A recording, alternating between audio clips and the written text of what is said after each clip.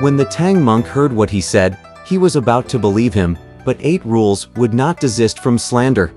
"Master," said he, his hands heavy and his rods vicious.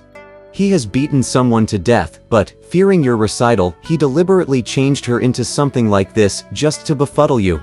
Indeed a shilly-shally person, the Tang monk believed 8 Rules once more and started his recital. Unable to bear the pain, Pilgrim could only kneel beside the road and cry, "Don't recite. Don't recite. If you have something to say it quickly." "Monkey head," said the Tang monk. "What's there to say? The virtuous deeds of those having left the family should be like grass in a garden of spring, though their growth is invisible, they multiply daily.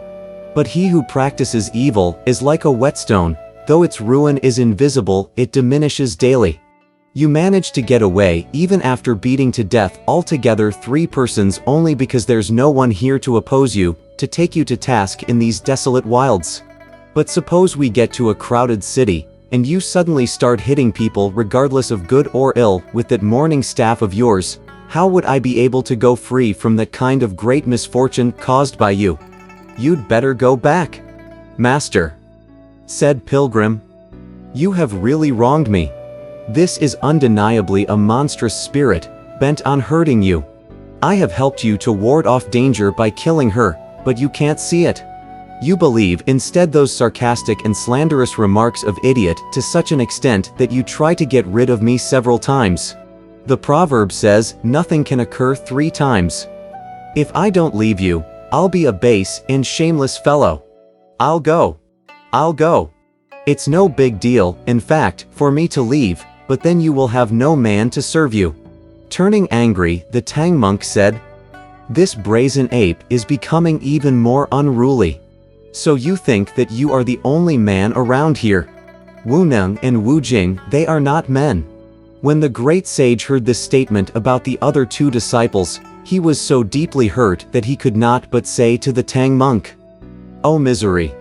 Think of the time when Liu Bochin was your companion as you left Chang'an. After you delivered me from the Mountain of 2 Frontiers and made me your disciple, I penetrated ancient caves and invaded deep forests to capture demons and defeat monsters. I was the one who, having experienced countless difficulties, subdued 8 Rules and acquired Sha Monk. Today, banishing wisdom just to court folly, you want me to go back? That's how it is. When the birds vanish, the bow is hidden. When the hares perish, the hounds are eaten. All right. There's only one thing left for us to settle, and that's the tight fillet spell." The Tang monk said, "I won't recite that again."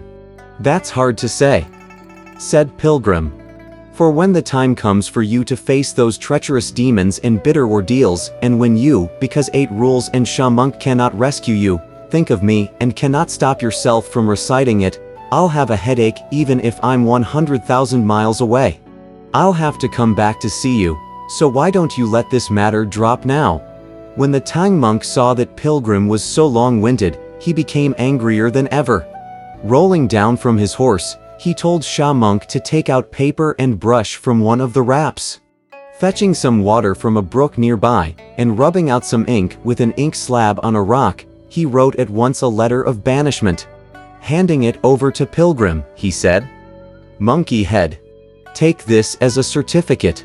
I'll never want you as a disciple. If I ever consent to see you again, let me fall into the Avisi hell." Taking the letter of banishment, Pilgrim said quickly, "Master, no need to swear. Old monkey will leave." He folded up the letter and put it in his sleeve.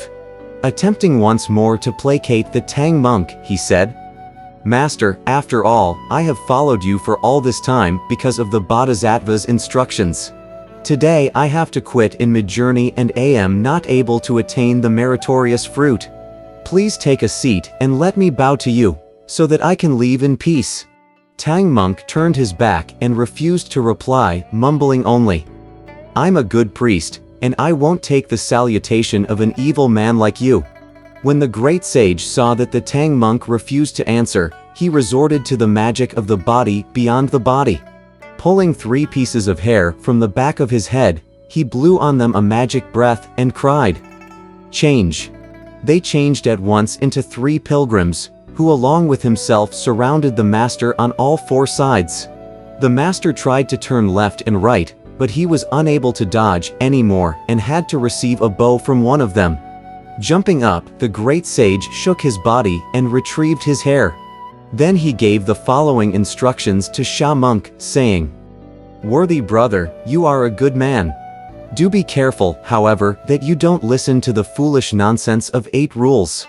You must also exercise caution on the journey. If there should be a time when a monster catches hold of master, you just say that old monkey happens to be his senior disciple. When those clumsy fiends of the West get wind of my abilities, they'll not dare to harm my master. I'm a good priest," said the Tang monk. "And I'll never mention the name of an evil man like you. Go back." When the great sage saw that the elder simply refused to change his mind, he had no alternative but to leave. Look at him. In tears he kowtowed to part with the priest. In grief he took care to instruct Sha Monk. He used his head to dig up the meadow's grass, and both feet to kick up the ground's rattan. Like a wheel spinning he entered heaven and earth, most able to overleap mountains and seas. All at once he completely disappeared. In no time he left on the way he came. Look at him. He suppressed his outrage and took leave of his master by mounting the cloud somersault to head straight for the water curtain cave of the flower fruit mountain. As he was traveling, alone and dejected, he suddenly heard the roar of water. The great sage paused in midair to look and discovered that it was the high tide of the great Eastern Ocean. The moment he saw this, he thought of the Tang monk and could not restrain the tears from rolling down his cheeks. He stopped his cloud and stayed there for a long time before proceeding. We do not know what will happen to him as he goes away. Let's listen to the explanation in the next chapter.